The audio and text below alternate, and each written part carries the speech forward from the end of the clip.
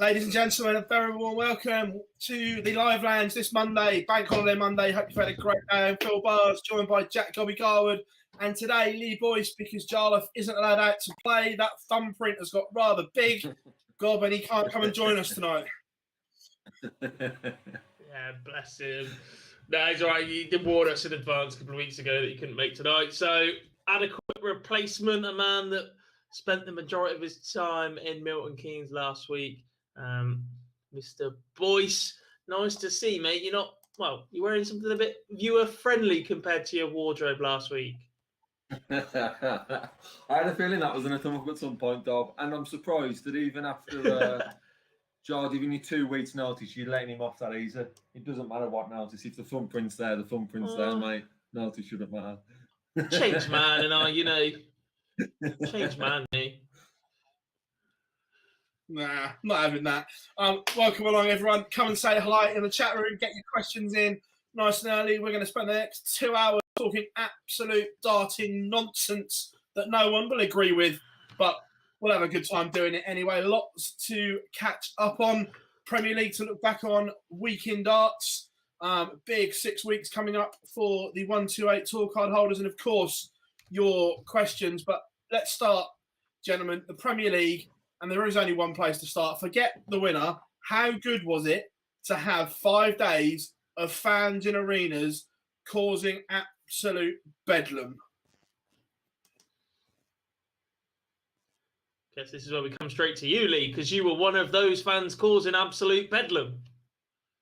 Yeah, it was so good. It was good to be part of it. I think the Monday started a bit slow, and I think it was everyone in the arena didn't know how to react to being back at a live event, and it built up towards the end of that Monday night. But from the end of the week, or then throughout the week, it was just brilliant to be part of it. Such a good atmosphere.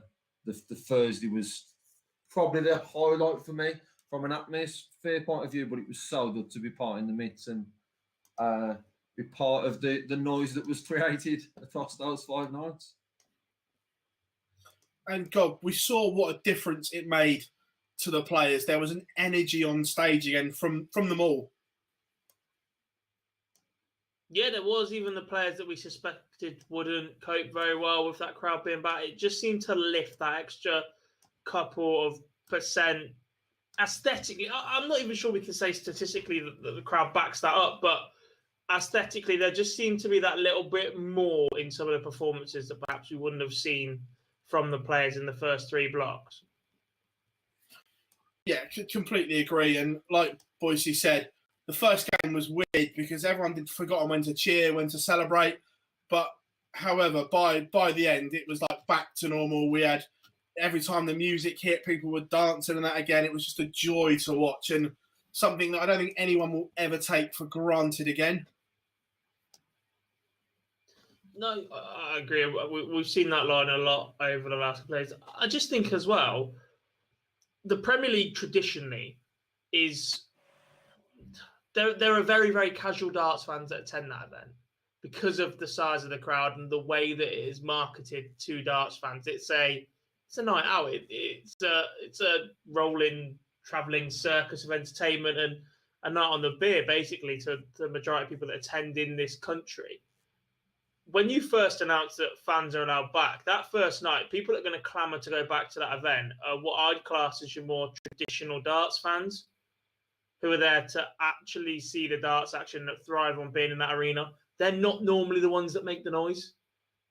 And I think that's why it gave a little bit of time to get back into the swing of things as well. Yeah, no, could completely agree. Before we have a look at how the Premier League went down, warm welcome to the chat room. Owen, Raven Effect, Kieran is in, Missy as always, Jonathan, Curtis, how are you all doing? Yankee Clipper is in as well. Simon, you're all in as normal. Pleasure to have you along. Remember, don't be shy in the chat room. Come and say hello to us and have a general chit chat amongst yourselves. It's a joy to have you back after missing last week because of the Premier League. Right, let's do this. Let's go straight in.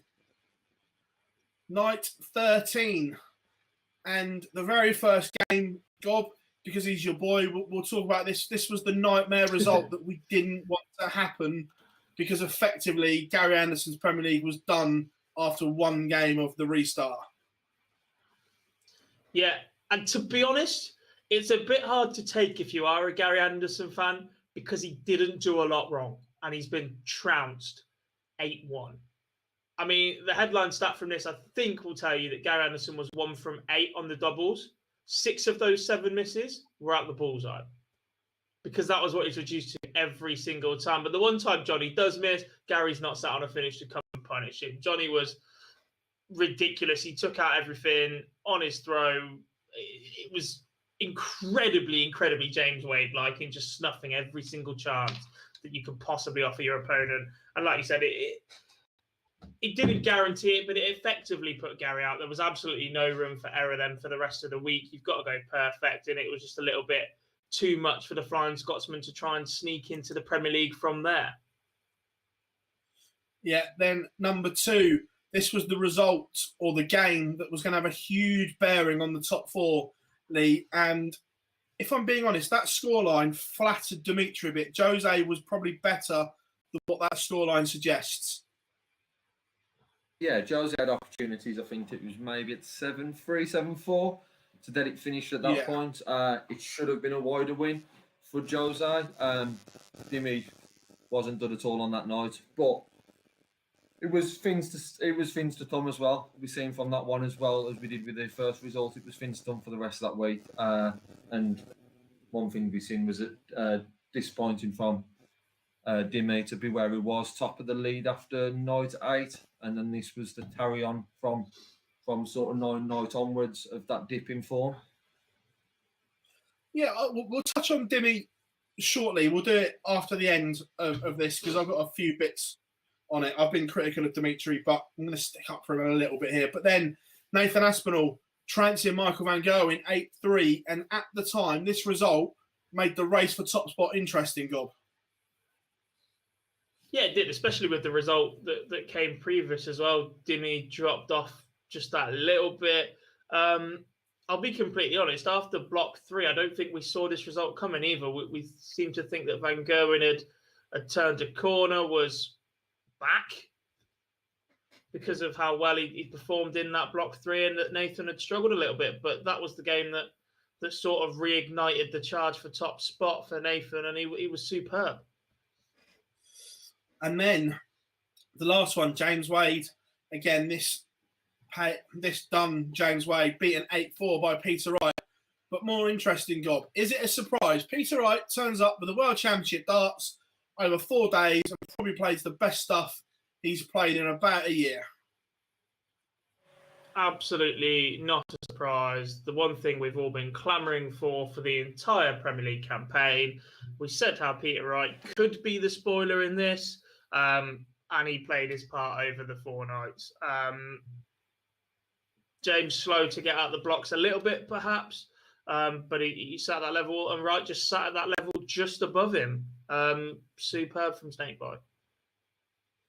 Yeah, but the question is, has he realised, has the penny dropped about the darts? Because we asked him after the media on night 1, and he said he'd only bought 3 sets of the World Championship darts, all the same weight, they just had different points in.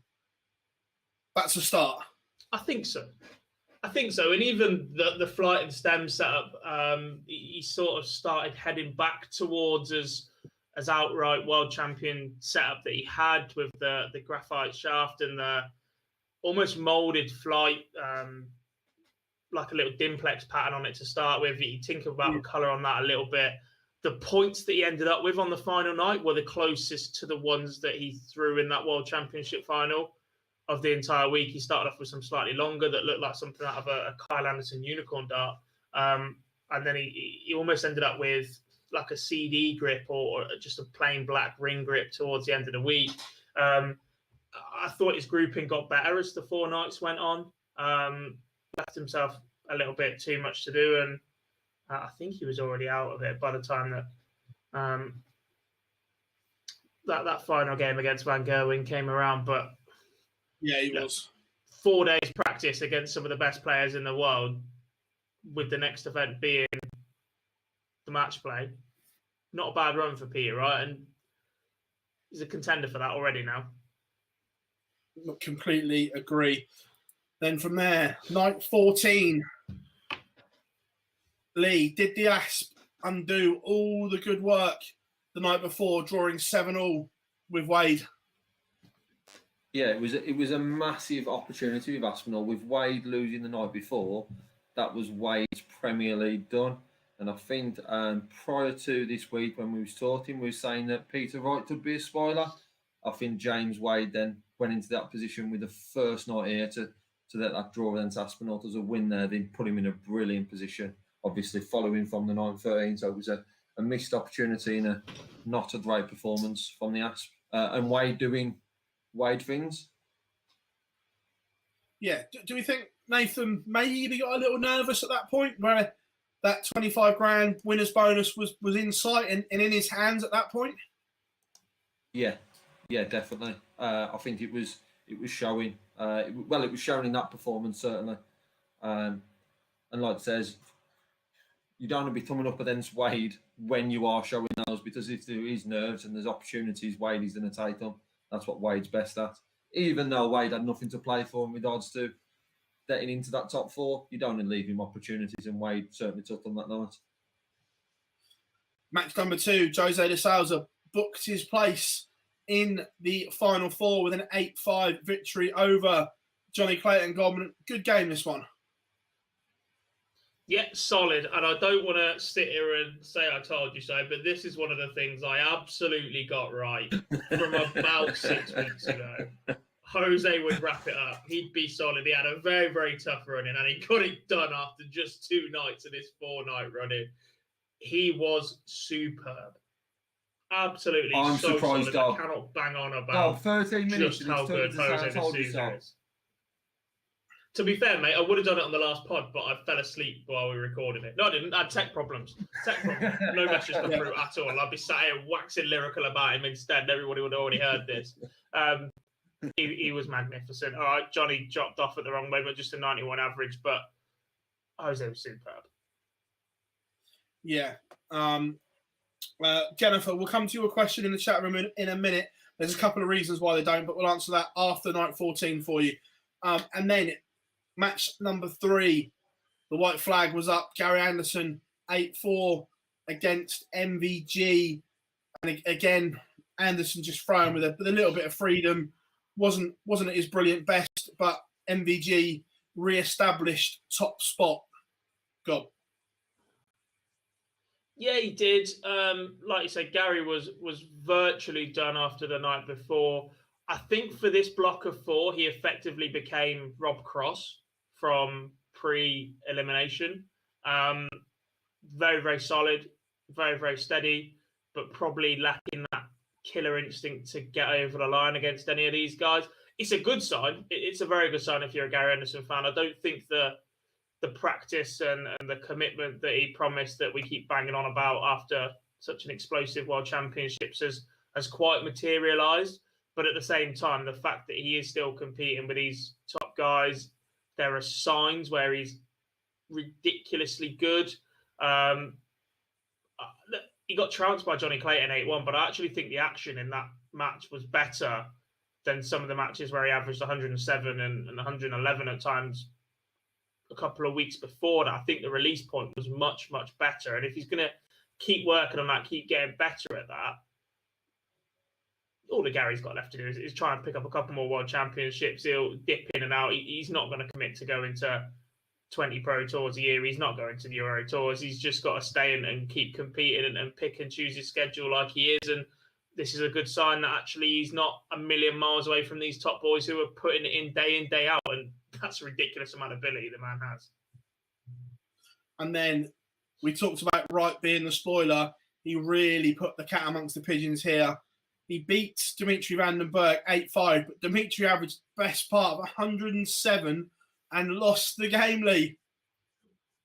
Yeah, and for me, this was Peter Wright's best performance of the Premier League. I'm not sure on stats. I've not gone through to have a look if it was, but it was a very, very good Peter Wright performance.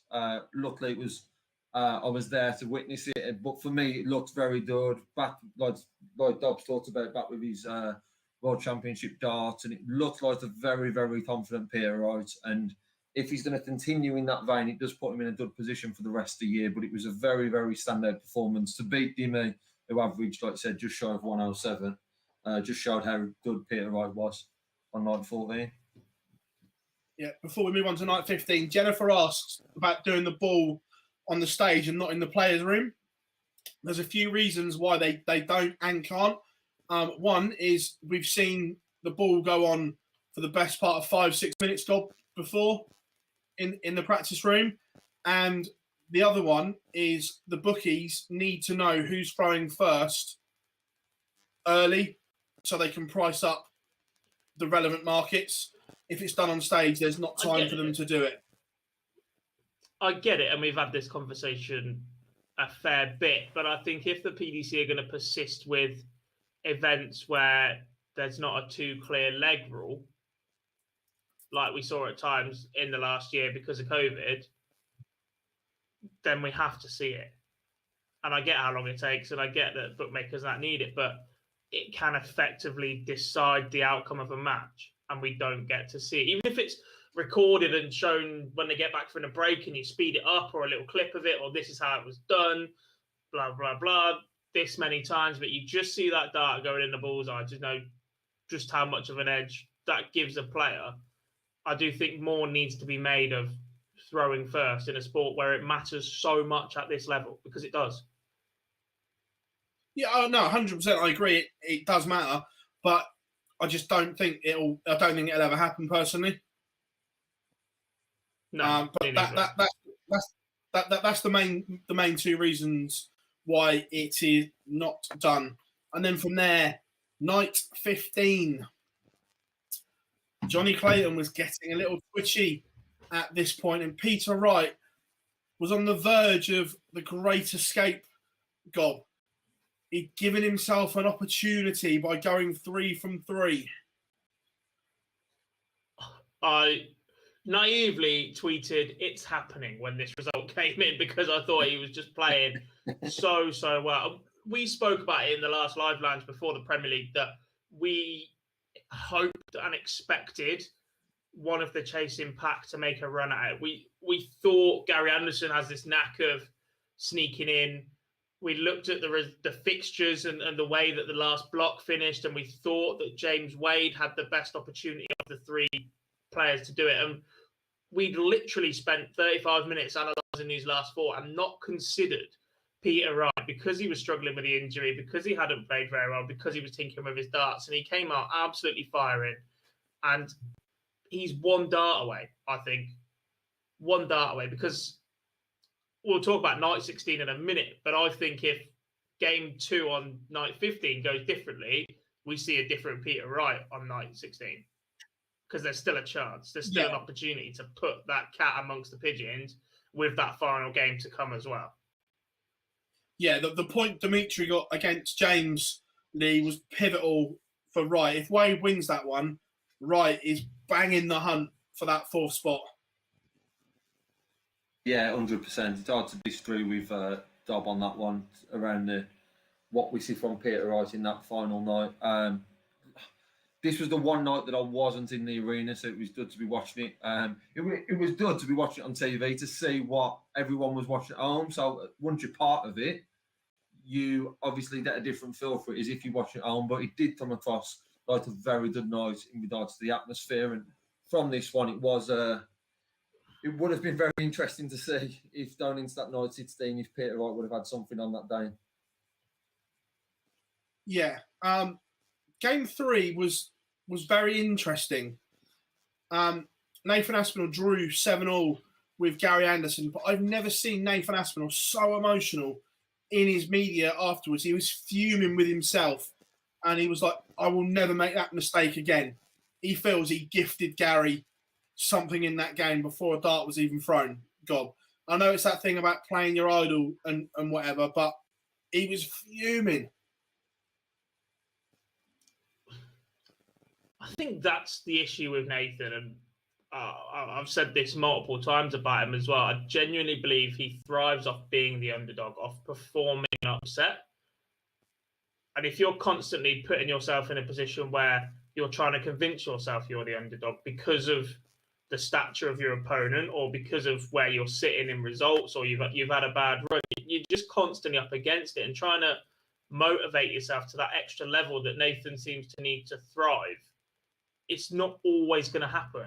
And I think that's the disappointment. After winning on night 13 as well, he went from massive underdog to sneak into the top four, arguably, because of the form that he carried in the third block, to almost favourite to top the Premier League because he beat Marco Van Gerwen so convincingly. And the next two nights, it sort of just unfolded against the two players that were nowhere to be seen come that point. And I think that was the frustration and the disappointment that came out of Nathan in the end, that he's been very, very close numerous times. And we see this run last year. We've seen the runs to the World Semi-Finals. And then it's what happens next. And he'll be 4th, 5th, 6th in the tournament, betting favourite for the next couple of events. Might sneak out a little bit early. We'll start dipping off that again. Start trying to build himself up, have one good run, but probably miss an opportunity. And he's just got to get out of that cycle. Yeah, completely agree. Then last up, this was the result that pretty much wasn't mathematical, but pretty much did the damage for top spot Boise, and MVG beats Jose de Souza and claims the winner's spot and a 25k bonus.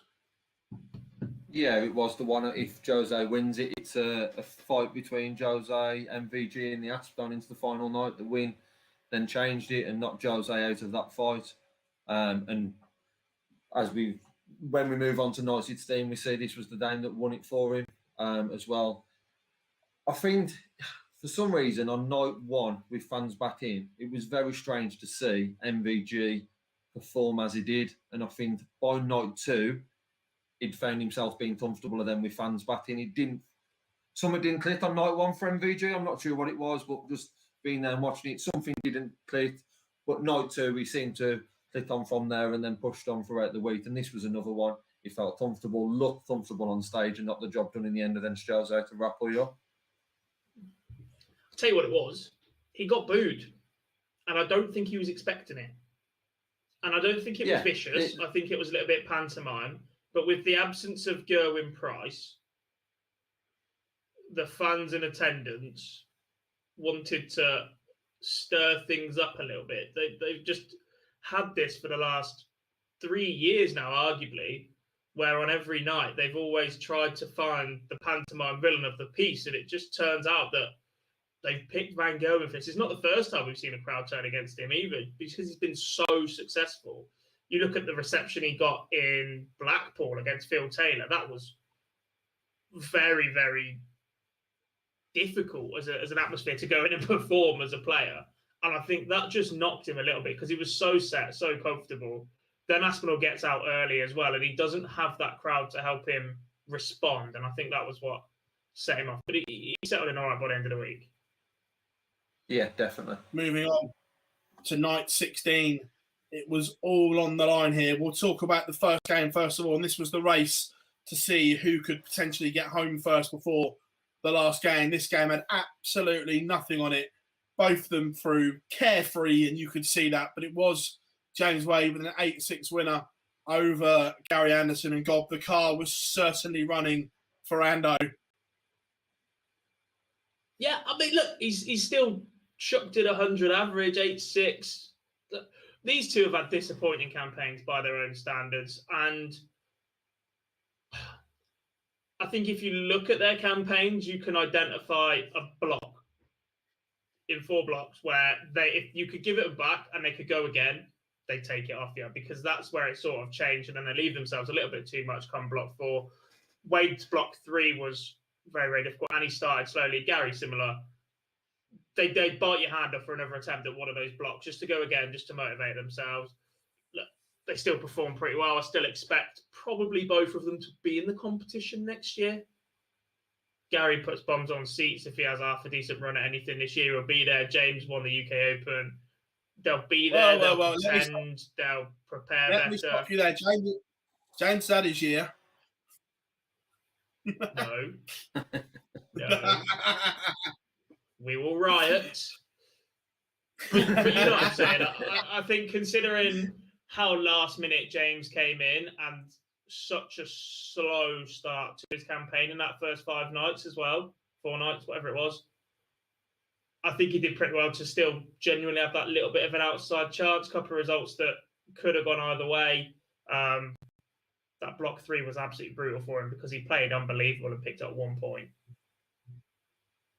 Yeah, no, I agree. And then game 2 was the game that broke Wayne Mardle's voice. The crowd went ballistic as Jose de Souza took out 120, hitting 3 double tops. Lee, you were there. Were you jumping up and down on your seat?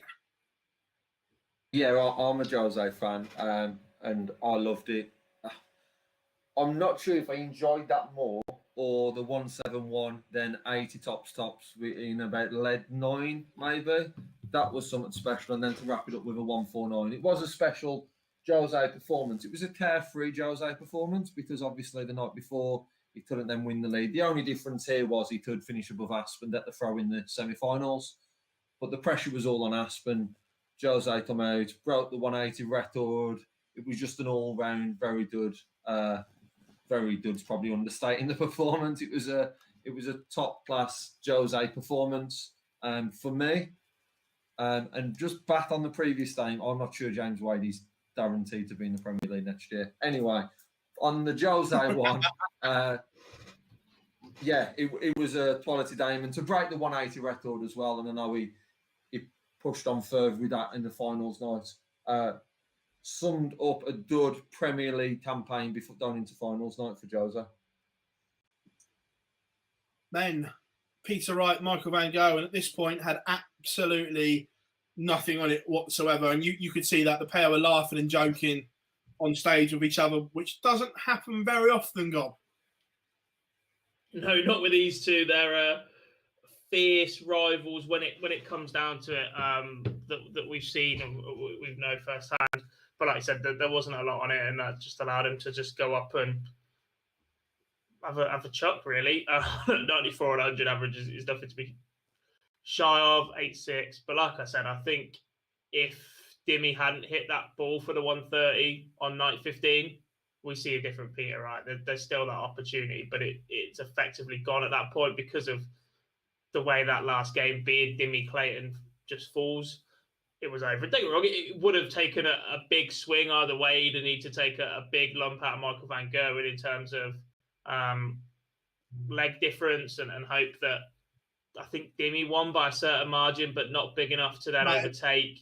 It was all done, Gob. They couldn't do it. Mathematically, you couldn't change the leg difference around by then. If Dimmy hadn't have won, if Dimmy hadn't hit the 130 the night before, he would have needed a big swing leg difference-wise and a Dimmy win with a certain margin that took a little bit out of Clayton but didn't give Dimmy enough. It was getting a little bit complicated. But yeah, like you said, all done. It was nice to see those two getting on because they are two of the best players of the last 10 years comfortably. Yeah, no, I completely agree. But I do like it when they fall out. So does our YouTube channel.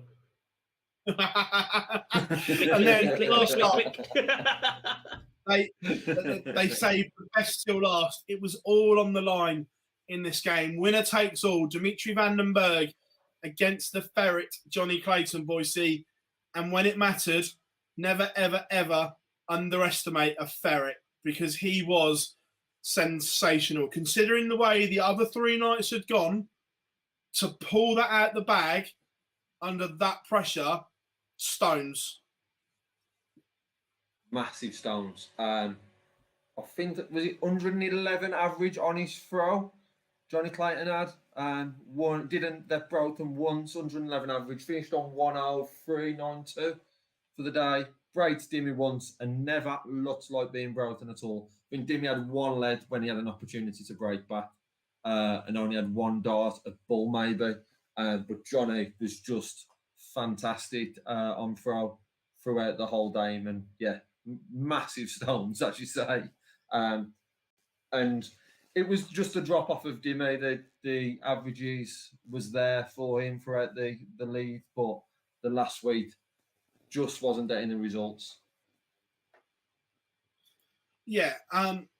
So from there, we're going to push the table, but he's not here to defend himself. But I'm still going to have a pot. God, Giles said Dimitri Vandenberg bottled the top four.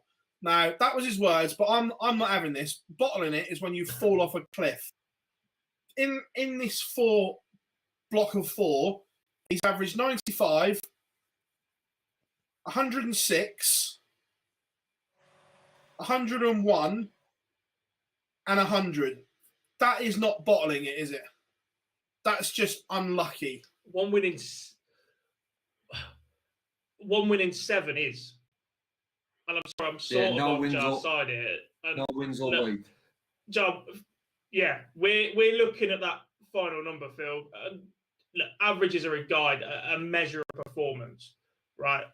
What ultimately happens is it comes down to those key moments. Those key moments within the game that you can't see on paper. That 130 for Dimmy to pinch that point against James Wade, absolutely massive and kept him in the hunt, but he just wasn't there. He wasn't committed enough. He didn't exert himself enough on his opponents at time in the last 7. He performed very well. Look, we sat here and say how unlucky Mensur Suljovic was when he performed in the Premier League and how unlucky Jose de Souza was in the first block of 5. But the very, very top level professionals find a way to win. They find a way to get that leg when it matters the most, to put food on the table. There's a difference between losing and bottling games. As you know, bottling it is when you're miles in front. And those averages is not a bottle job. No, but you're not unlucky for 7 games in a row where you've only won 1. There's something wrong. Don't get me wrong. You can have opponents perform well. You can play at this level, but there's absolutely no reason why we haven't seen a level from Dimmy where he just steps it on the gas for an extra 2 or 3 legs at those opportune moments. And I thought that he was missing that killer instinct. Didn't know how to kill off games. Jose was the same for large periods of this Premier League. A lot of results got a lot tighter for Jose than they should have. And if you look back through the campaign, there's a couple of moments where you can look at it and go, he'd have comfortably finished top. I know, right, it's all a bit, if man had will, she'd be a bicycle sort of thing.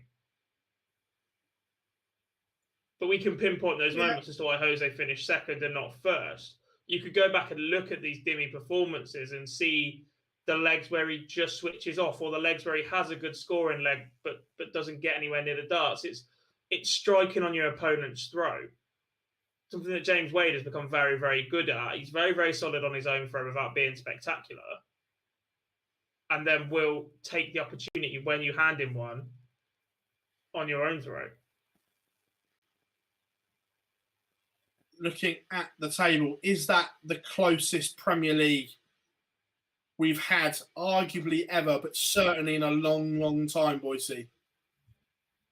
Yeah, it is.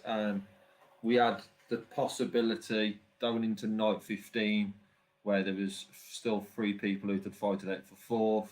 We had potentially the top 3 fighting it out for top space. So I know there's a lot of change then on night 15 that meant that there was only really 1 day, potentially 2 that was another meaning on it.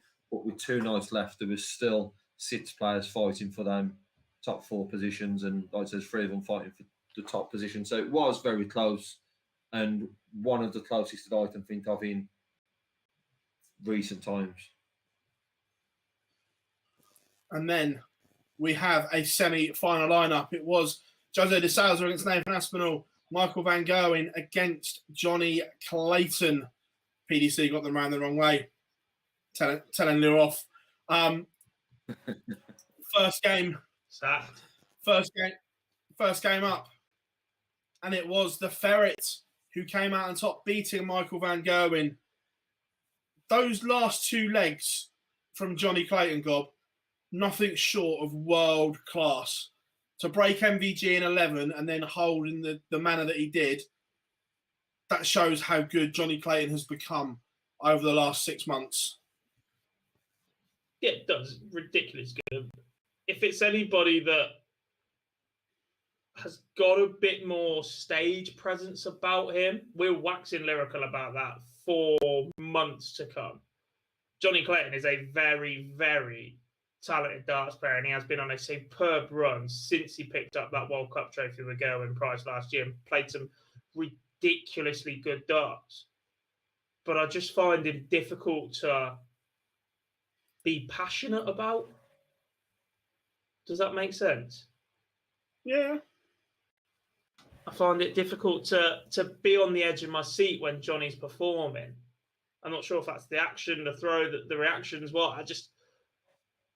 Unbelievable dart player. Superb to beat Van Gogh in the way he did as well. I'll be honest that I think the majority of us backed Van Gogh to get through this. We thought that just picking up those extra couple of wins against Peter Wright and against Jose in the way that he did would put him in the final. And I think quite a few people had a Jose MVG final lined up, but Johnny Clayton had other ideas. Yet again, third time in a row in a race to 10, Johnny Clayton has had Michael Van Gogh in his number now. That is worrying for the world number one. Two. I say you said about not getting excited, Gob. Unpopular opinion, but I'm saying about Jose. I don't get excited about watching Jose play. So I know exactly what you mean by that.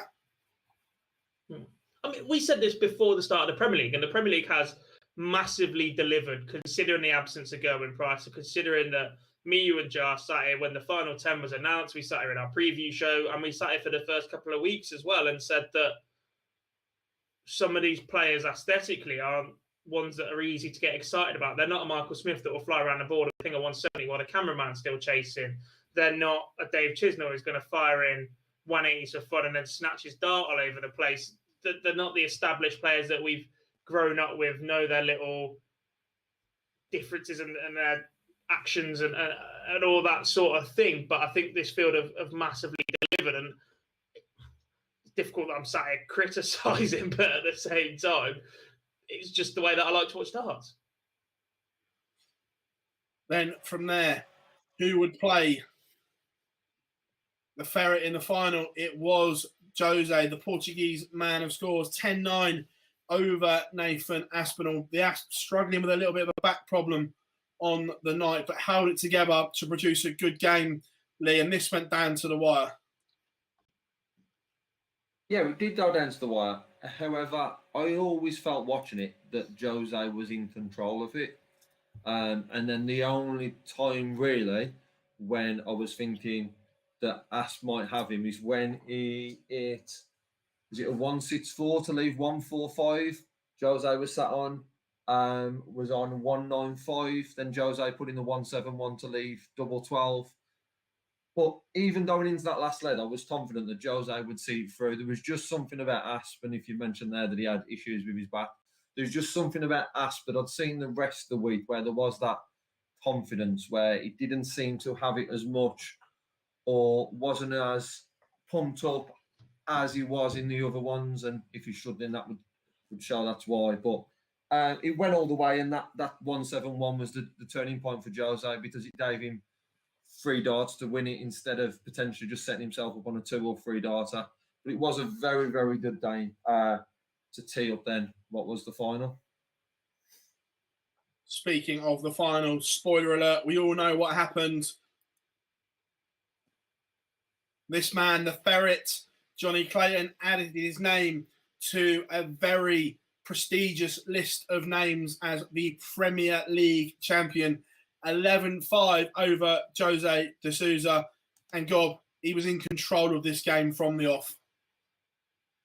Yeah, that's the perfect way to sum it up. Johnny Clayton dictated this game from the very first dart. He was excellent. He got ahead. He's been ridiculously good since he won the World Cup. He's the Masters champion. Don't get me wrong, Jose won the Slam, but I just think Johnny is more accustomed to playing big matches in front of a crowd. He's played at the World Championships more. I'm pretty sure the World Cup was in front of fans. He's just got that edge, and if he's on it, he is on it, and he is incredibly difficult to stop. He has nights where his doubling percentage is exceptional, and there's absolutely nothing you could do about it. And tonight, Well, the finals night was one of them nights. He was ridiculously good. Yeah, and it's just a great story as well. In 6 months, he's won 3 televised titles. And there's an interview coming out on our channel probably tomorrow with Nico. And we talk about this. God, I don't know where you stand on this as well, but Nico is very passionate, and he said that this highlights an issue in the ranking system, that you've got a man that's won 3 televised titles, not in the top 16, not seeded for Blackpool. And he talks about the changes that he'd make to the rankings and everything like that. Is it time for a change? It is, but the problem is in the events that Johnny Clayton has won, you cannot rank the Premier League. It holds far too significant financial weighting for players that are picked on things other than dart performances. And he won the Masters, which is effectively handing money to the top boys based on performance from the previous year. Because that gap between them and the 32 below, or the 25 down to the 128, just gets wider if that is a ranking event. Well, Nico talks about this very passionately. That's where the issue is.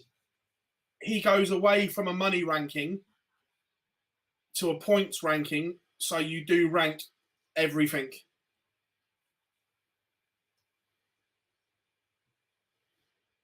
I definitely think the ranking system needs to be looked at. The weighting of the 2 year from the World Championships is already massive enough to skew the ranking system. We've seen that before.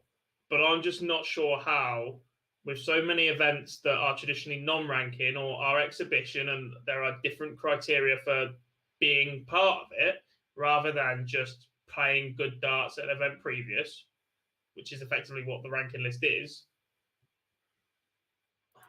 I don't know. And this is the worry with things like the World Series.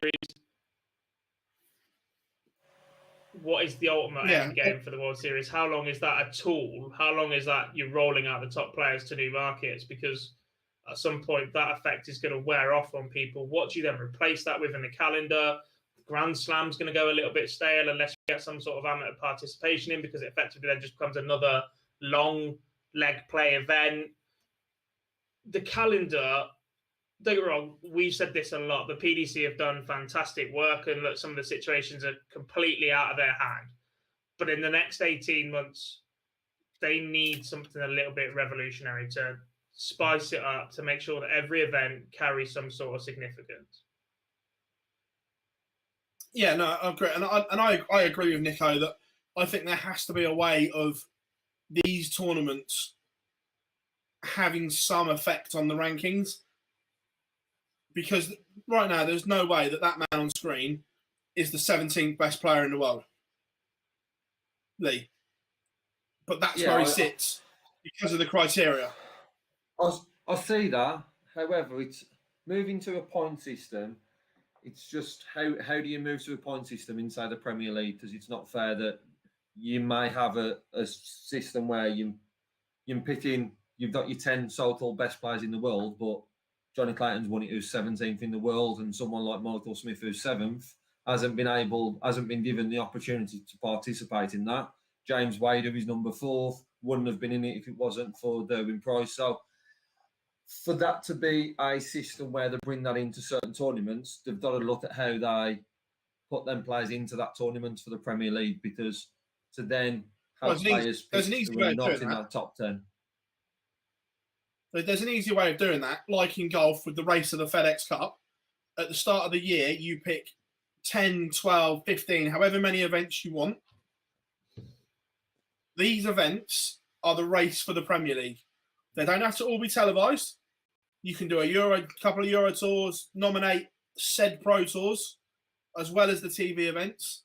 And at the end of those events, the top 10 is your Premier League. And then everyone has an opportunity to qualify. They're not going to do it. They're not going to do it. No, I don't see that being a... And you know exactly why they won't do it, Phil, because the big boys are at risk of missing out. Of course. I'm not saying they're not. But that's the way to sort it. It's 100% the way to sort it. It's the fairest system, but they are never, ever going to run a system where you could end up with a Premier League with, for instance, who's not near in the rankings? Arguably, a world rankings could be Kim Hybrex, Ricky Evans, Jamie Hughes, Gabriel Clemens, Mervyn King, Mensur Suljovic, Simon Whitlock, Darius Labanauskas, and Andy Bolton.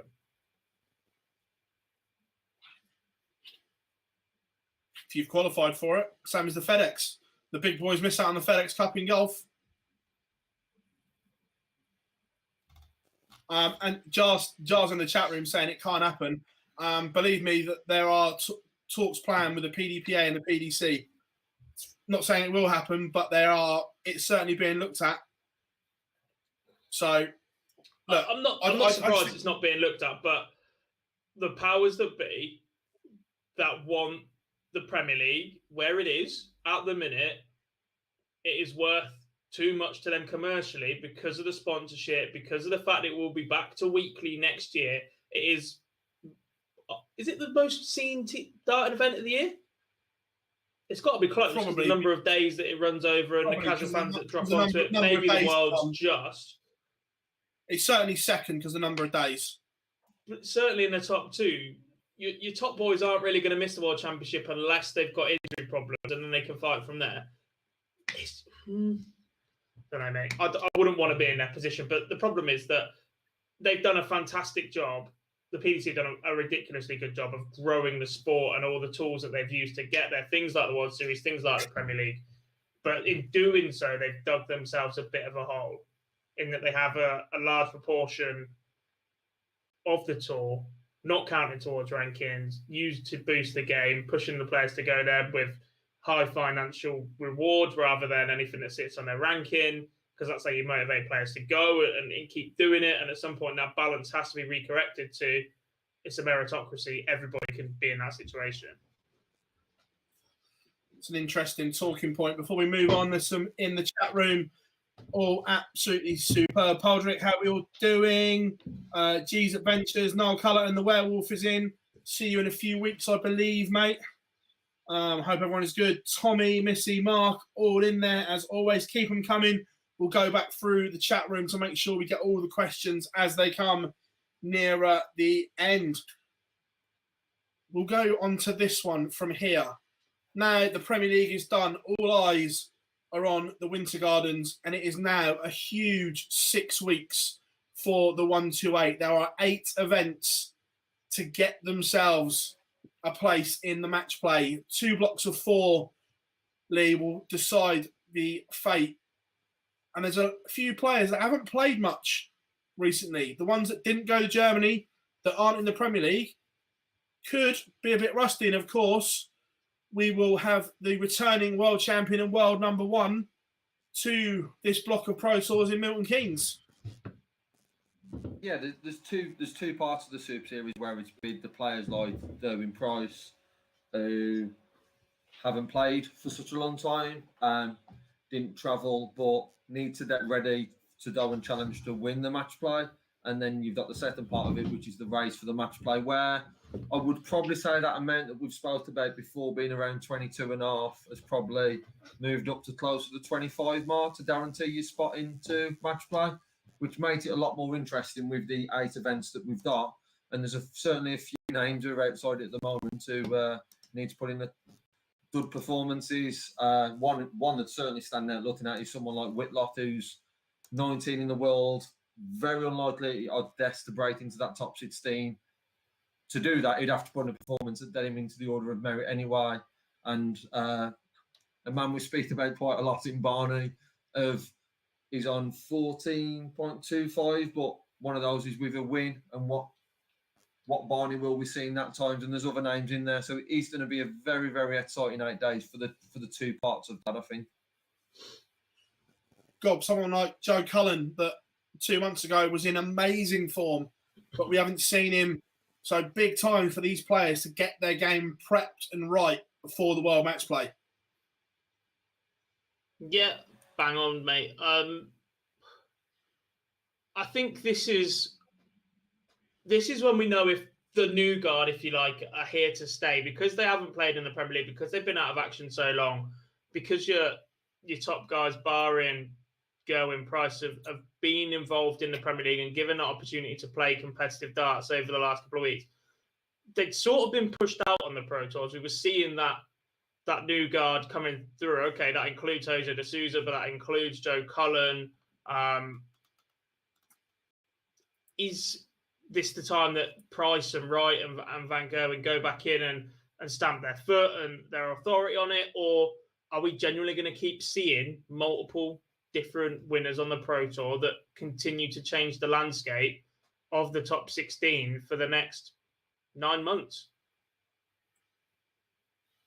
Yeah, it's certainly interesting. The two biggest names that spring to mind is probably Cullen and Smith that we haven't seen a lot of, and Price, of course, but that's not his fault.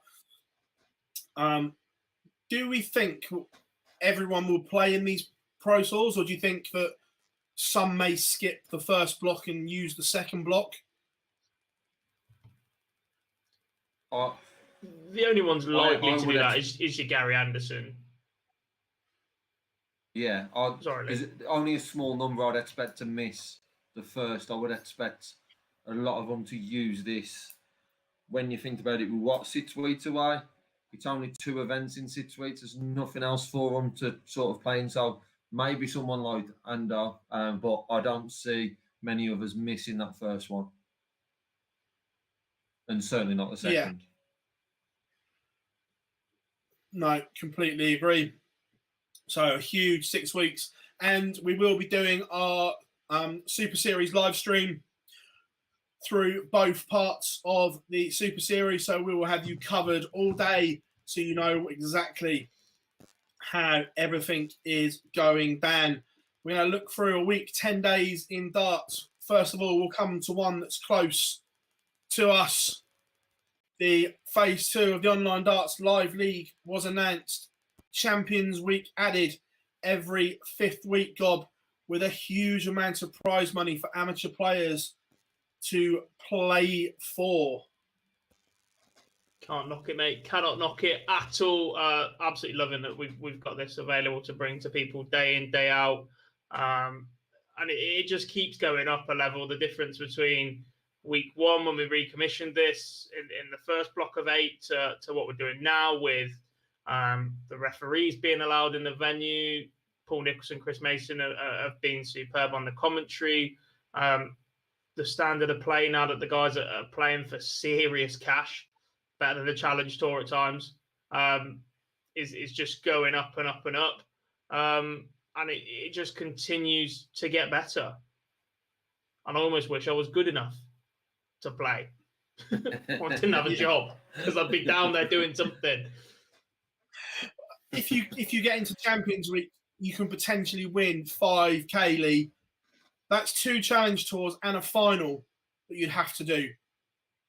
Also, do we think players at the lower end of the 1 to 8 that aren't picking up money may be a little bit jealous? 100%.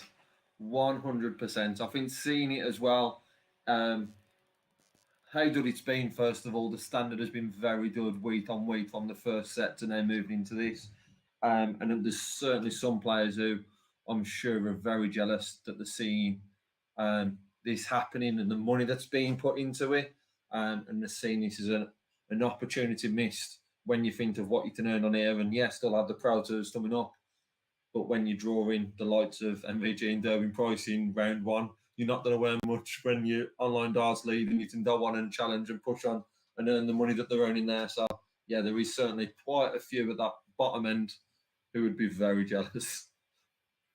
And look, hopefully there's plans that once international travel is a little bit easier, that we'll see some of the European lads coming over to playing it as well once they don't have to quarantine and everything like that, to greenlist them to continue the evolution of the Live League. But it's been great. I was producing today.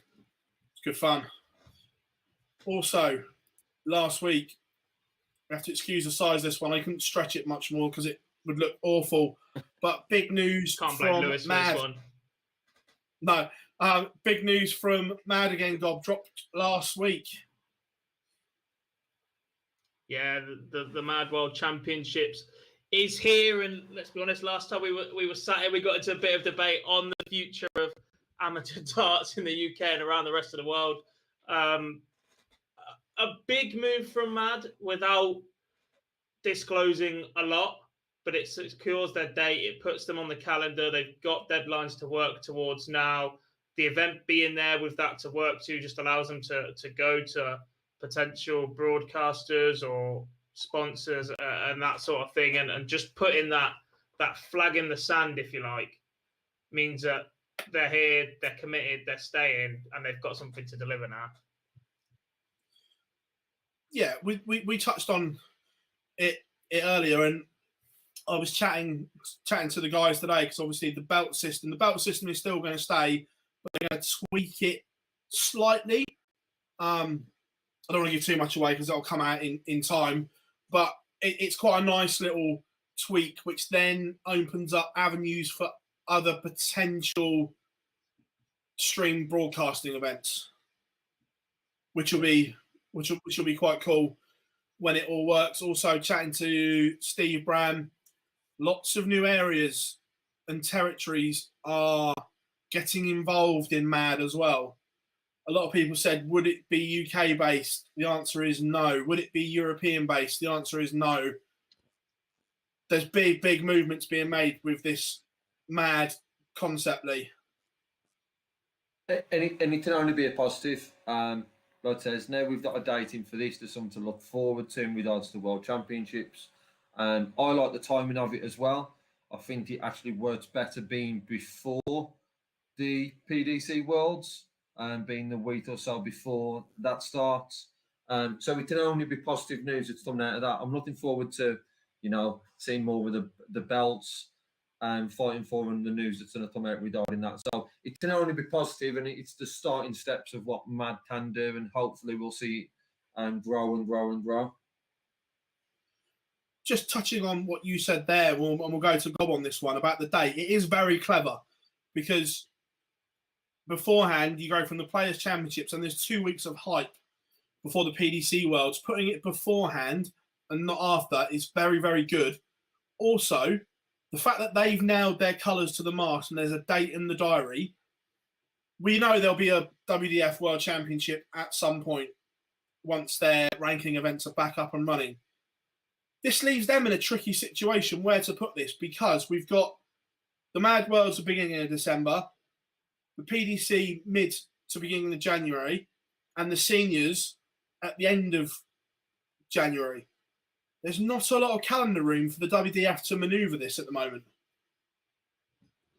No, there's not. And before you pick anything, you'd probably identify 3 slots for a World Championship, given the current darting calendar that exists and the way that ranking systems exist traditionally without having to move anything.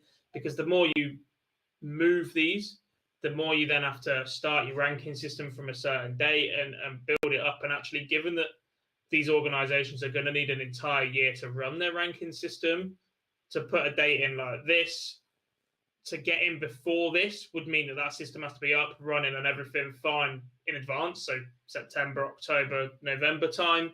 I think your 3 blocks of dates were just before the PDC Worlds, January, after the Worlds, where we normally see the BDO slot. There is still a little bit of a gap there before Q School maybe, but our players going to want to commit to that then. And the other one is Easter. Easter's been talked about quite a lot in terms of a BDO World Championship format, especially if it's being hosted in the UK, in terms of hopefully bringing in a few more spectators to whichever venue they pick. People will be off work or kids will be off school, so hopefully we see a bit more of a family audience. And I think that is where we might see the WDF pushed into. But at that point, they're going to be 4 or 5 months behind a Mad Amateur World Darts Championship, the World Seniors World Darts Championship, the PDC World Darts Championship. The JDC will have crowned a World Darts Champion. There's going to be a lot of world champions by the time that rolls around, so marketing is going to be crucial on that one. And yeah, I agree. I think on that one as Come on, boys. Sorry, Phil, all I was going to say at that point is obviously we have the build-up to the World Championships and then you have Q-Stall. So, like, before we had BDO and then we had Q-Stall. Here we have MAD, then we have Q-Stall. Moving that to April, are we going to miss out on quite a few big names, potentially in amateur, who've done the work the year before leading up to a Worlds, but then qualified for any card, that you would potentially miss out on a WDF World title in April because of the build-up and then getting a card would possibly stop that and not give you that opportunity. Yeah, possibly. And I think the fact that Easter moves every year as well makes it a difficult thing to nail to the mast. Does that make sense? Because then your ranking changes what date it effectively starts from. It can be 3-4 weeks difference at that time. So, yeah, given Q score and given that is we're making the presumption that is the likely aim of everybody that is going to compete at one of these World Championships. That first couple of days, starting on the likes of the 5th, the 6th of January, and trying to squeeze it in between that and Q school is probably the likely way that they're going to have to go, just because of that system, if you like. But we'll have to wait and see what they could do, because even then, if you go too early in December, you're missing an entire month off your calendar. That's when you arguably can't run any ranking events or restart again because of everything else that's going on. So. And we don't know if players are going to cross over from these events either, which would be massive. It's certainly an interesting one, but clever from the guys at MAD. Like we say, it's the flag is out, it's waving in the wind right now, and Steve Brandon's been very, very proactive with all this. He hasn't. Look, like anything, things need to be given time to get off the ground before you can criticise anything. People are very reluctant to change, but this is something new, it's something different, and I think you have to give them the opportunity for it to have a go, if you like. I don't think there are many that would disagree that under its former guise, the BDO World Championship and the system that the BDO were running on behalf of the WDF was no longer a viable option for amateur darts in the world. Agreed. There's a gap. A couple of people are trying to take advantage of that, and we'll have to see how it comes out from there. Yeah, agreed. Missy said, would it be bad if they crossed over? In terms of the players, no, look, I think it's every amateur should be aiming to get one of those 128 tour cards. That's what you play for me. Don't know. Yeah, there's only a small number who are not going to be aiming towards that, i.e. Martin Adams I would expect to see him in these sort of events, but not going to be. There's a very, very small number. The rest would be pushing for that 128, I would assume. Yeah, no, I agree. Well, everyone, it's that time. Get your questions in. Chat room is open. It's the time where the shackles are off. And ask away, everyone. Cool. God, you've caught the sun as well. I've just noticed. You're a bit... Yeah, mate, I'm in a bit of trouble, to be honest. Yeah, you're in a whole world of trouble. Yeah. Yeah, you've not done the ginger routine, have you? Factor 50, hide under the shade. I've had 2 naps before 6 o'clock in 2 days. I'm in a bit of trouble. Still awake. I'll give you some lessons how to do it. For the last year, us gingers, I've managed to dodge COVID and the sun. I'm an expert.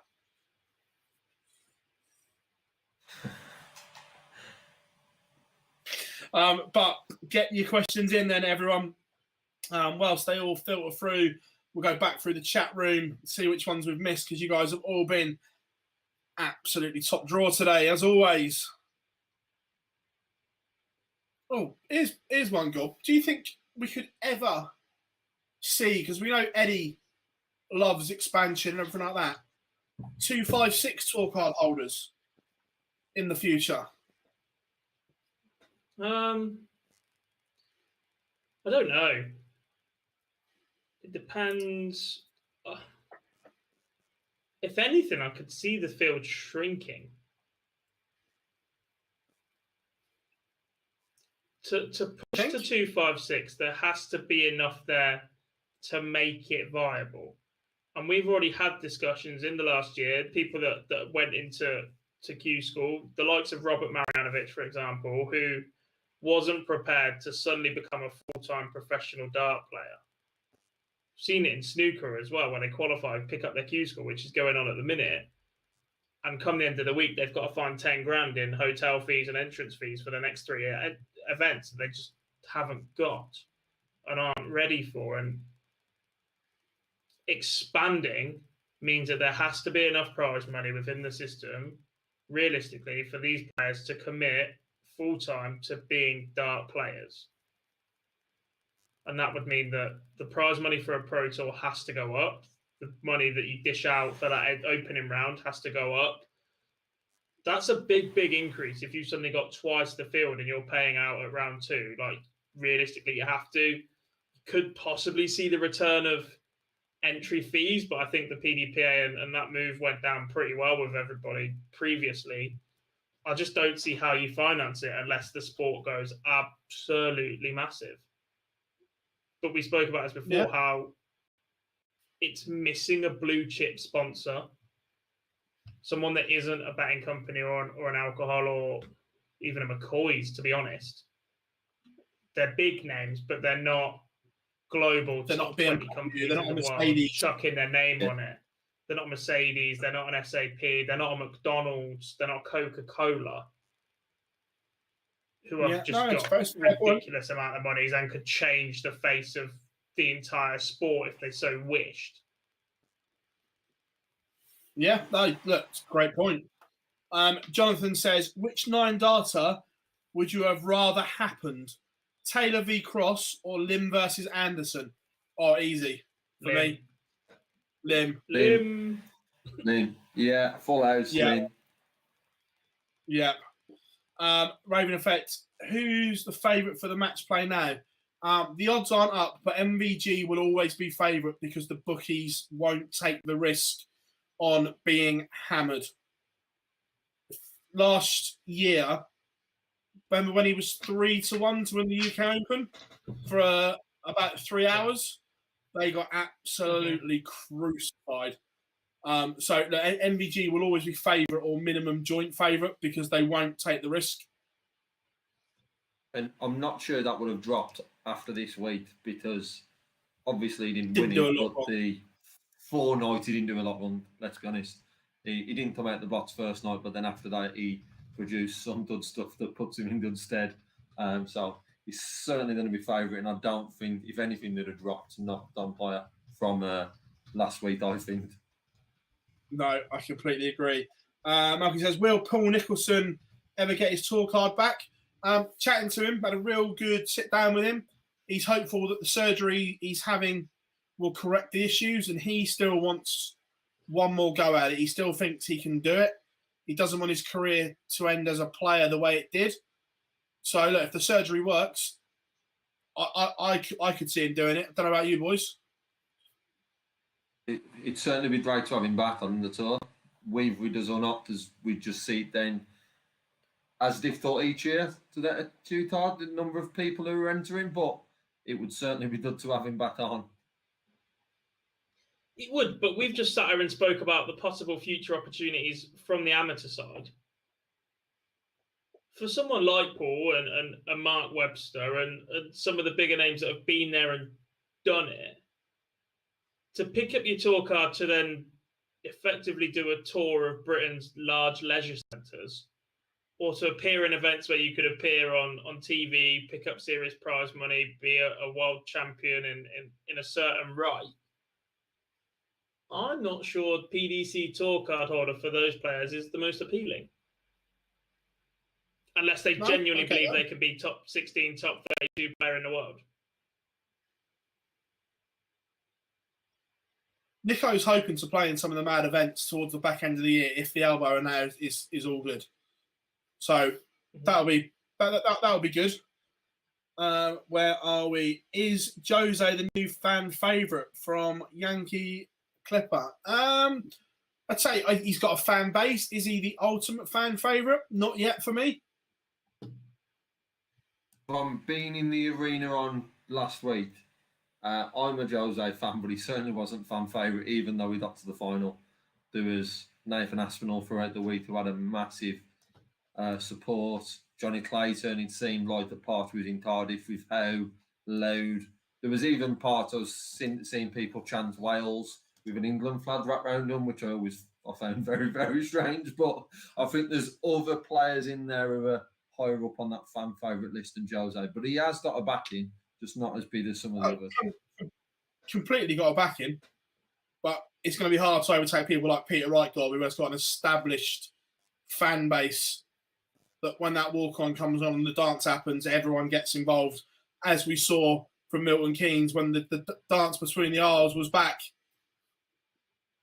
Oh, massively. You look at the likes of Vincent van der Voort. He's always going to have that affection with the crowd because of his walk-on song. That is such an underrated tool in a dart player's arsenal, to have a walk-on that the crowd can sing or resonate with. It's massive. I think that an important part in that as well will be the fact that if we can see the sport in Portugal grow, we'll then see if he then becomes a bigger and bigger fan favourite. With us having no events there at the moment, if we start having events there, that could spike very, very quickly to him becoming one of the top ones in regards to fan support. But at the moment, with no events there, I don't see him being in that top players due to the support they've had over the year, the Wrights, the Andersons, those sort of people. Yeah. Curtis says, where is it scrolled too far? Will Fallon play with women players, or do they all go in for one for the whole field? The mad one, I'm not sure. But the WDF is certainly going to have a women's only tour section, World Championship, televised, whatever it is. So I think you can see Fallon doing both. I think she'll play with the women on the WDF side of it, and I think she'll do the mad stuff as well as the lady series when it comes up later in the year, guys. What do you think? I think she's in a good position to be able to dip her toe into anything that suits her, get a game into the right position, and then be able to pick which avenue she wants to go down. If there's a Women's World Championship standalone, if she wants to play in the amateur, she's going to keep getting picked for the Live League. She's still in the lineup for the PDC World Series when it goes to New York. She's got options. There are worse positions to be in the world than where Fallon currently finds herself. And today she went 7 into the 9 on the Live League. Good stuff from the Queen of the Palace. Bill says, do you think MVG will win a TV tournament this year? Maybe Wright is correct. I think he'll win one. Yeah, I think he'll win one as well. I actually think he'll probably win more than one. I can't see him not winning one. I wouldn't be surprised if he wins it in Blackpool at all. I think from what we're seeing from the last week, he's going to push on at the end of this year. And I'd say I'd be very, very surprised if he doesn't pick up a big one before the end of the year. You, Gob? I don't know. It's not often that I don't know, but I don't know. We don't sit on the fence here. Yes, no answer, please. I know. I was watching Dob's face when I was giving my answer, and I was trying to get something back from what Dob was thinking, but I wasn't getting anything at all. And normally I can read him, and there was nothing at all on this occasion. No. There have been times in this Premier League where he has looked ridiculously good, but there have been times in this Premier League where he has looked gettable, weak. There are chinks in the armour that never used to be there, that used to get him over the line in those big moments, that he used to be able to play that B game, that C game in the early rounds, and his name would get him opportunities and he'd make the most of it, and he'd have to switch on for maybe 4 legs out of 15. He can't do that anymore. He has to be on it from game one.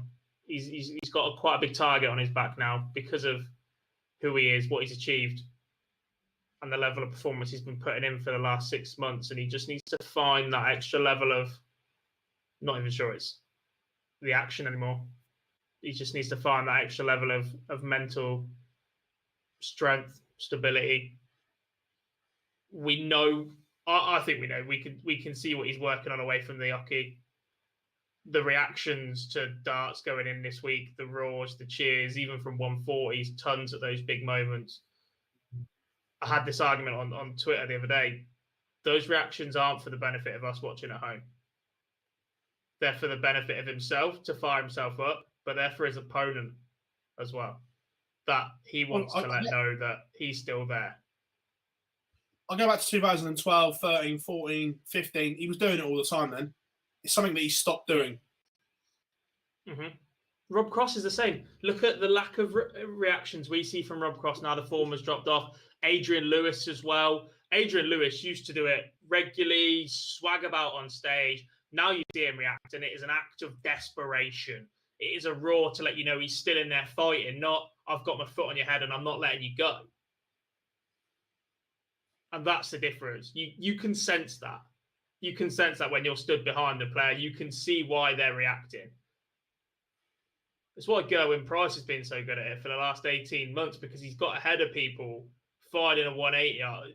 The amount of times I've seen Gerwen Price in the last leg decided this year, open with a poor visit, leave the door open, not quite punished, doesn't do something else, and then fires in a 180 or a 177 or a 137, and suddenly, despite him being 40 points behind in the leg, the way the leg just works out, he's a ton or a ton 40 away from setting up a far nicer finish than his opponent and getting darts at it first. It's a very, very strange game at times, but he has to find that level of just swagger. Yeah, no, I agree. Daniel says, when is Price back playing? Is it the match play? No, he'll be back for the Super Series in 2 weeks in Milton Keynes. Ollie's putting us on the spot here, gentlemen. 86 days. 86 days after he last played a competitive darts match. I think it works out as. Yeah. Ollie's putting us on the spot here, gents. An answer from each of you. Who is the best pundit in darts right now? Ho ho! This is quite easy for me. I think over the Premier League, Mark Webster Phill. has gone to another level. I think Webby has been absolutely amazing during the Premier League. That's a funny way of pronouncing Jack Garwood. Don't think Mark Webster called MVG 1, Jose de Souza 2, Dimmy dropping out and someone else sneaking in at the last minute, did he? No. But fine, you go with Webby. Is this the second I told you so of the show, though?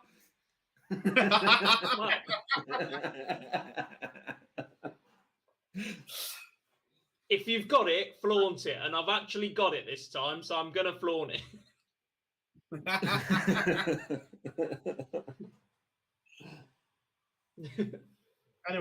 Anyway, let's have some answers from you, gentlemen.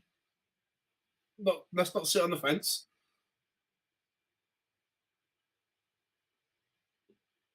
Go on, Lee. I'm thinking. Go on, You're hiding. Oh, yeah, I'll go first then. All right. Look, I think Webster's very, very good. I like the way Nico breaks down the game. I think Wayne Mardle gets a lot of stick, and a lot of it is unnecessary for me.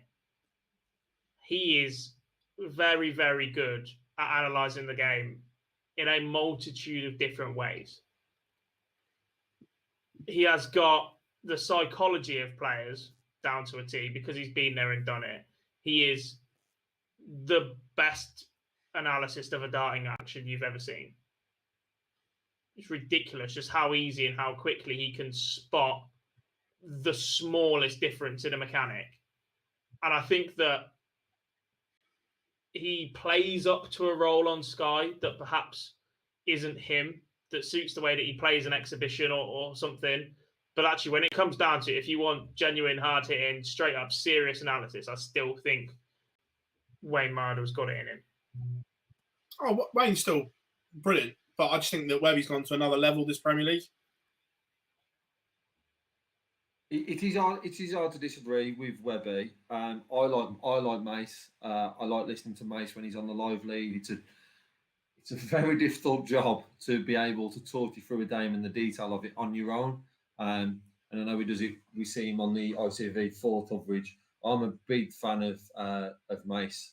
So I would probably have Mace just in front of Webby, but I am loving seeing Webby and hope to see him a lot more on Star.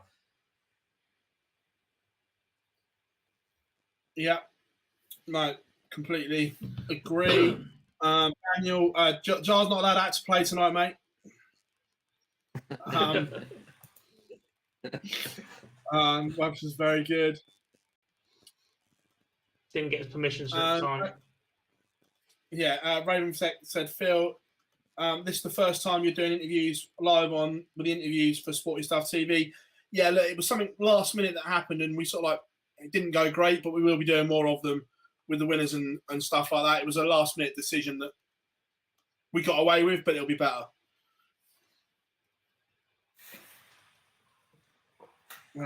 Someone said about the presenters, Jacques Newlove. Yeah, Jack's very, very good. Does a lot of stuff for RTL. Seen him in action. I've seen him on the Euro Tour and stuff like that. He's very, very good, very, very knowledgeable. Jack. Yeah. Thanks. Really, really good. Oh, good one from Missy here. What was the one moment that gave you absolute goosebumps during the last Premier League? Ooh. The easy answer is the 120. For me, it was in that exciting. It was in that game, but it wasn't the 120. It was the 149 to finish that performance as a whole. To wrap that up, it's hard because I will only judge it over the nights I was there. Because as much as there was some when you're not in the arena, for me, it would only look back over that week. And that Jose 149 to wrap up that performance that included all those tops and that included the 180s. Overall, that was probably the one for me. Yeah, look, that's the one that ticks all the boxes. Look,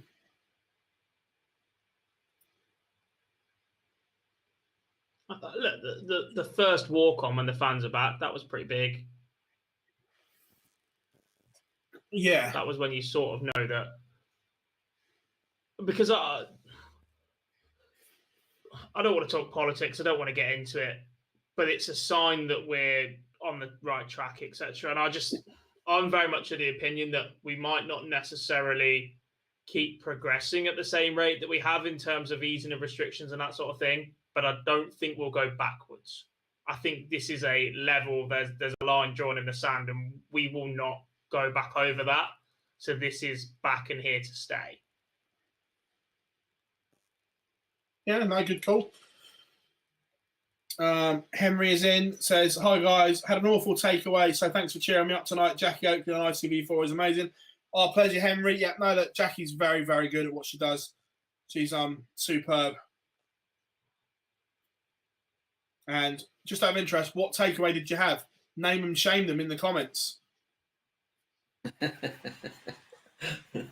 Name and shame. Oh, gents, you'd be so proud of me as well. In Milton Keynes, in 5 days, I only had one Waggers. No, it's like you didn't say one takeaway, Phil. It was one Waggers. Oh, no, to be fair, I actually you still ate shit for 6 days, didn't you? You still ate shit for 6 days. I only had one Waggers, one KFC, one McDonald's, one Burger King, one Chinese. No, I didn't. One Greggs and one Subway. To be fair, there's a Turkish restaurant. There's a Turkish restaurant on the corner by the MK Stadium. Did you see it, Boise? Yes. Yeah. And actually ate there, so I just had like rice and meat. So I actually ate quite well. Yeah, I didn't. The Premier Inn all-you-can-eat breakfast went down an absolute treat. The only day it didn't was on the Thursday. I think Jar will tell you that because he had a pizza the night before and didn't finish it the following morning, that ended up being my breakfast. But that's a debate for a different show around warming up pizza the next morning. I think I ate worse than you two last week, and I was at home. Yeah, it says, sorry, what's up, Waggers? Wagamama's. It's my my takeaway of choice. I ordered Greg's to my house the other day. six hot pastries and 2 drinks for £9. I was like, I will get a bit of that. The morning after, I was at McDonald's at 1 o'clock on Thursday morning after the girlfriend had just finished work. Jonathan says, there was a McDonald's Friday night. There was a McDonald's breakfast Saturday morning. Burger Saturday night. It's not gone well. Jonathan said, would it be possible to show the session results and the live league standings in between the matches on the live league? We're putting up tables now every sort of like 2 or 3 games, mate. We'll try and work on the results as well, but the tables are going up every 2 or 3 games in between games now, mate. So we're working on it. We're forever trying to evolve it, but no problem at all. Charlie, good evening, mate. Hope you are good. People asking about John Part. No, he didn't travel because of restrictions and whatever. I think it was just an absolute ball ache. Says you, Ollie says you haven't had a guest on for a while. Is there anything in the pipeline? Yeah, we're working on bits and bobs. So stay tuned. Raven Effect question: what is Tony Green's legacy in darts? Ooh.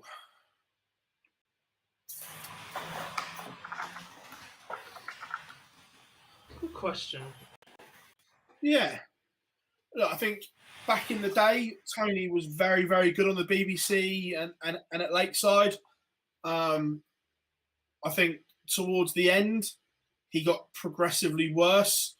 Almost didn't know when it was time to get out. Would that be a fair way to put it? In his prime, very, very good, but maybe hung on too long. A bit like other commentators. You could possibly say that about a lot of broadcasters. There are some that just don't know because it's their entire life, don't know what to do when it's done.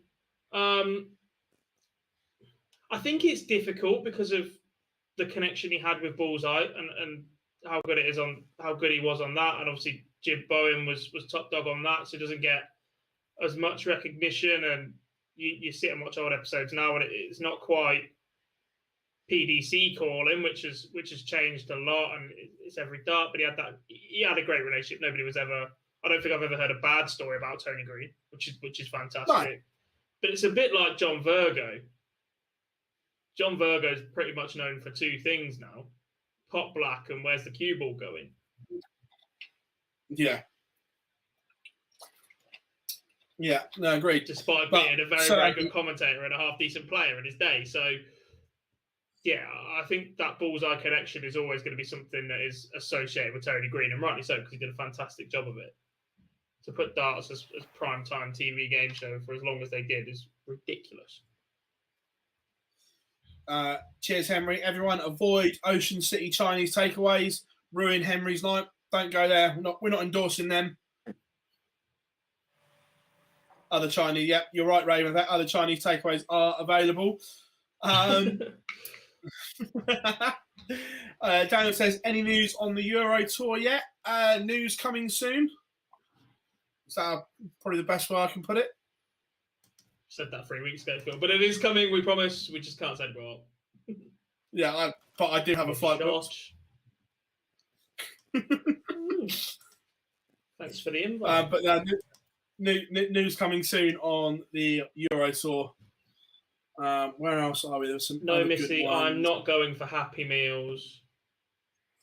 Not even a snack, is it? Let's be honest. Right.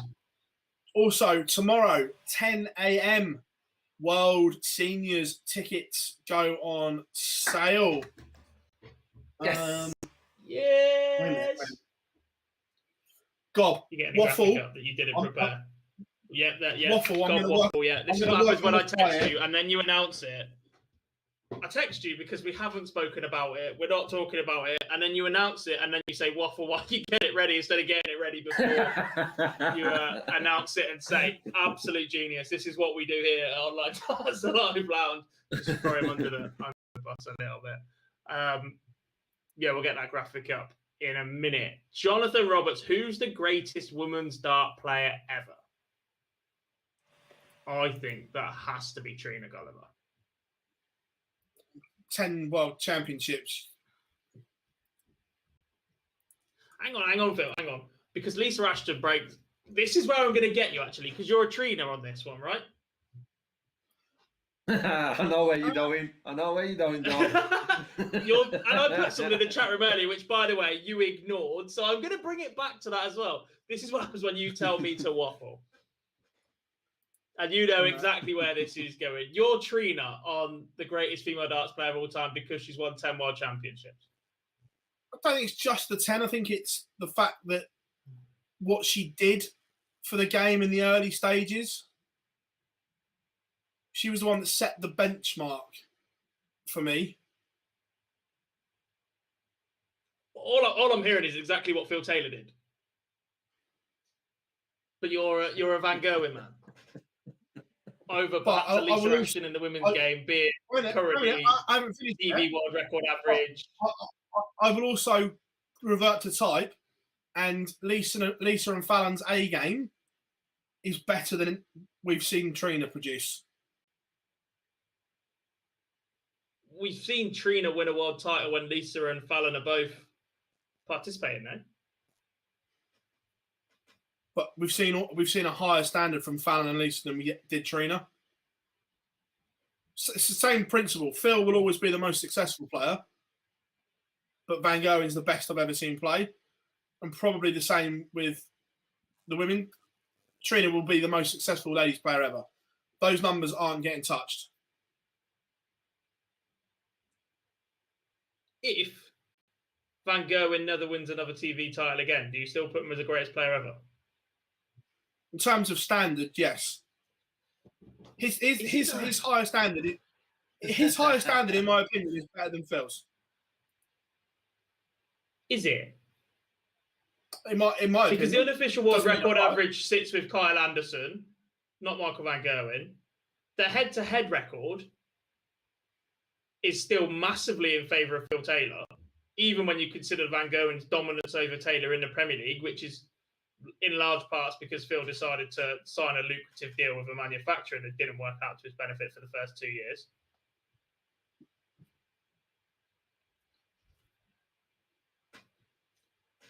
I think that's still mate, Mr. Boys, don't you?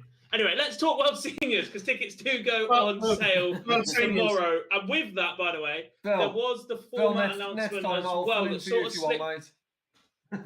What's that? I said next time I'll fill in for you when you're doing something instead of Dob, because look what happened. I noticed how Jars disappeared in the chat room as well because he was nipping in and out, and the minute I've got him again, it's they've all gone a bit quiet over there, like Man City fans disappeared. But yes, World Seniors tickets do go on sale tomorrow. You do have to call up the box office at the Circus Tavern. I cannot tell you the prices because that's small on your screen. It's even smaller on my screen. So Phill Bars might test them in a minute. Set play format has been announced, though. When you look at other World Championships, you look at the players that are going to be involved in this caliber. Pricing, I believe, for day sessions, for the entire block, for individual blocks, I think is pretty reasonable for a trip to the Circus Tavern and all the nostalgia that comes with it. I agree. I've got the prices here. I think these ticket prices are very, very good in comparison to what you pay elsewhere. So, if you want to go to every session, there's a special rate which will get you a ticket for every session, £225 for 7 sessions of darts. I think that is very, very good. If you want to buy an all-day ticket for the Friday, it's £55. All day for Saturday, £75, and all day for the Sunday is £90. Individual prices are Thursday is £30. Friday afternoon, 25. Friday night, 35. Saturday afternoon, 35. Saturday night, 45. Sunday afternoon, 45. And for the finals, it is 50. And there are limited VIP tickets available as well, also priced very reasonably as well. So I think credit to everyone. I think the pricing for the World Seniors is absolutely on point. Yeah, agree. I've seen 100%. exhibitions where you'd see 2 or 3 of these players charge £5-10 more than some of those sessions. Yeah. Yeah, I agree. When you put it into that context. Yeah. Job done. Yeah. Yeah. Really, really good work.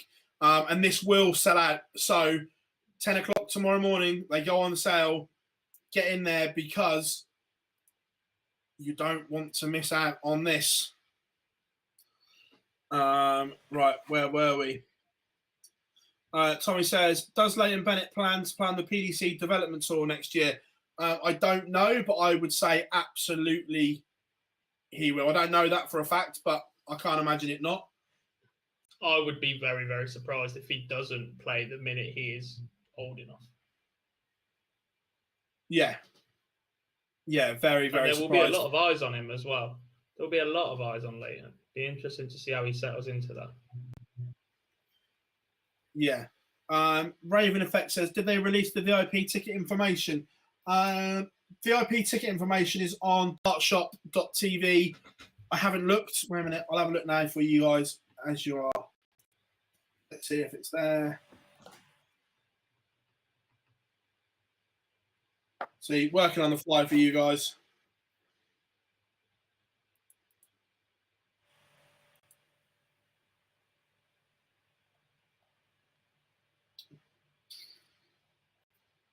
They haven't gone live yet. They go live tomorrow morning. Sorry, guys. Jonathan, me first. What's that, mate? Jonathan's offering to sugar daddy Missy. I was like, me first. I can afford fucking suntan lotion then. Jonathan says, what is the most feel-good moment throughout the Premier League? Fans coming back, for me. Has to be. Has to be. Yeah. Yeah, 100%. Yeah. Tommy says, do you think there will ever be a Premier League 2 in the future, like a feeder system? I would love the concept, but don't see it happening. Paddy says, I struggle then to see that, Phil, as we was on about earlier, around how if the Premier League changes who goes in and if events were to be picked by it or there's any sort of change, I'm not sure then how they would do that. If you do it over the past 12 months, how do you then run a promotion validation sort of system to do that? So I'm not sure we would see it, but I think it would be great to see. And yeah. Paddy says, who got the TV rights for the seniors? Don't think it's been announced yet, and I don't know, in all honesty. But it will be on TV. Don't worry about that. Right, last 5 minutes or so, guys, because we've been going for nearly an hour and 40 minutes. So last 5 minutes or so. You guys have been amazing tonight. Views are absolutely on point as always. You guys really do appreciate it. And didn't use the new kit tonight, but I've got a new streaming kit, which I was setting up, but didn't get around to getting everything in place. So we're on the old one, but next week we'll be playing with the new stuff. No, Phil, you don't say that. We'll say we'll use the new stuff when we get to 50 likes on this stream because we're only at 30 and there's enough of you sat there. Click that button. Because we're also not a million miles away from the promise of the 10K, Phil. It is slowly creeping back up again at the minute. Let me just get the number for everybody exactly. And the giveaway is sat in my house. It's there waiting to go out live. We are 270 subscribers away from the best giveaway we have ever done. Yeah. Yes, it is absolutely superb. Missy says, when's the next live range? Next Monday, as always. You know the rules. The only time we probably won't do one is on the 14th because of the Super Series. But we'll be on your screens anyway, so don't worry about that. I say, but we'll be on your screen for 7 glorious hours anyway. So don't worry about that. I like this one from Tommy, and we've spoke about this not for a while, but we have mentioned this before. It says, should more of the World Youth Championships be shown on TV? Semi-finals, question mark. I'd like to see from the quarterfinals.